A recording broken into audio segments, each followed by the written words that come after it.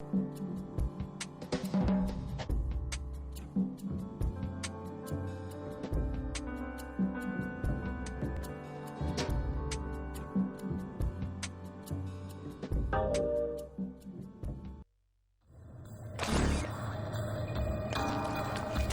know I found Paula in a dumpster, right? What? You said you met her at the supermarket. I did. It was the bin out behind the dime a dozen. And you just picked her up out of the rubbish and brought her home? Why no? Sometimes I think I hardly know you. What was that? I don't know, but we've got company, as in lots of. Well, if they pull up a chair, I would be happy to beat them with it.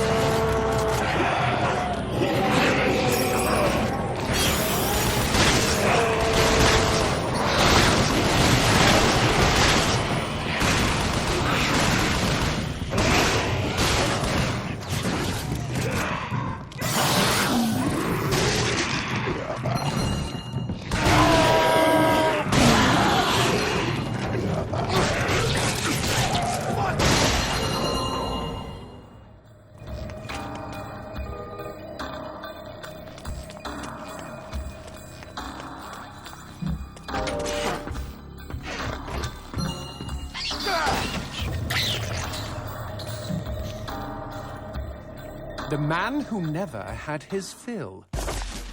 It was a cold and snowy eve. Certainly no night for a man without a home to be walking these grey and endless streets.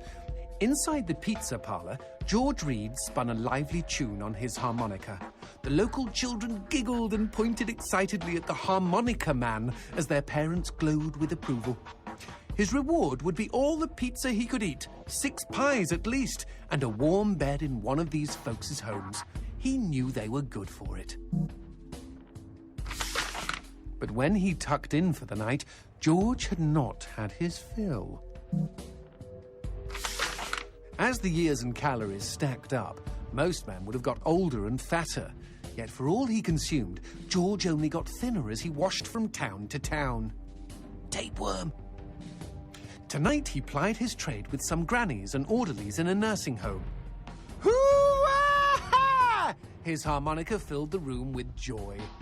After devouring 3 helpings of pork chops and mashed potatoes, he eyed the plate of the old woman next to him.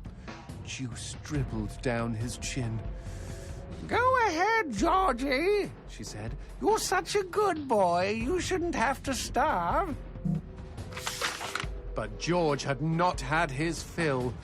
Early the next morning, he was already on the freeway with his thumb in the air. "Where are you headed?" said the man in the truck. "Nowhere," said George. "Anywhere." It was a new decade, and tonight George played to an all but empty bar in the city. He had lost a lot of weight. Afterwards, the only woman in the joint took the stool next to him and asked him his name. The bartender leaned over the counter. "You don't know this guy, Mary. George is famous, been all over the tri-state area." With a wink, he added, "Man's insatiable." And that night, George proved it as he buried his face.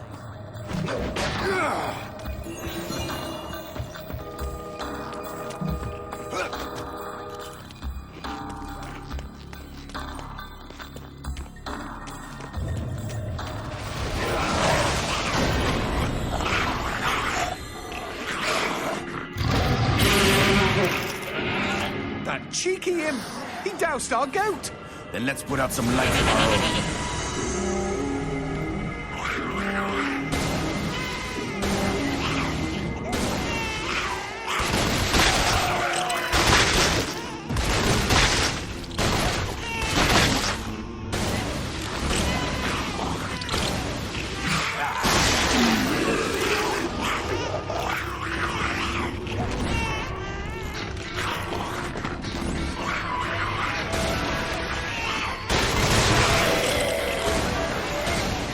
kindly bust a cap in those mother fudgers before they douse the lights?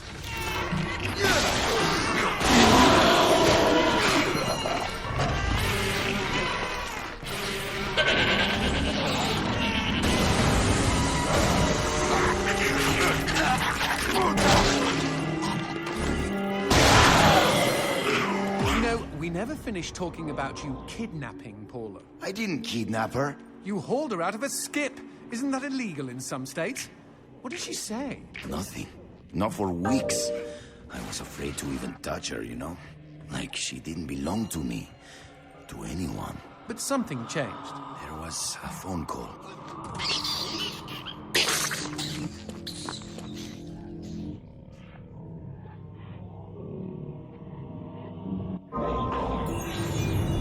Speaking of phones, put that on hold, G. We've got company.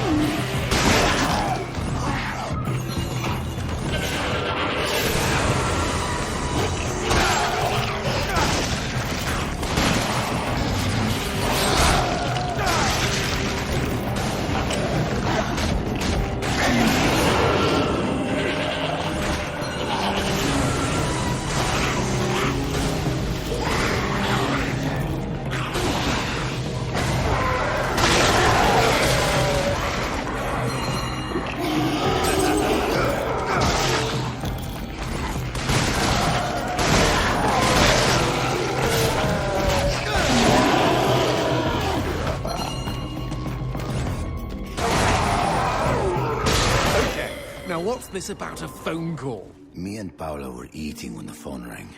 Suddenly, she slams her fork down and says, "Don't answer it!" Creepy. First thing she ever said to me. But I got up to take the call. Johnson, you should have seen her. She jumped out of her chair, ran to the phone, and ripped it right off the wall. Whoa. Then she came and put her arms around me and started crying. It was the craziest, weirdest, sexiest thing I have ever seen. I have been hers ever since.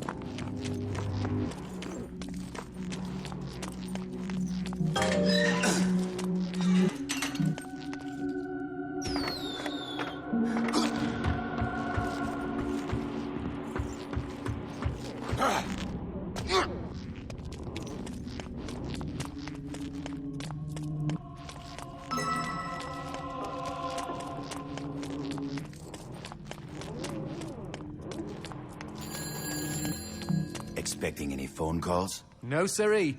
Maybe it's from Paula. Or at least someone with answers. Dios mío. Paula, is that you? When will this fucking torture end? Ah! From hottie to hamburger, just like that.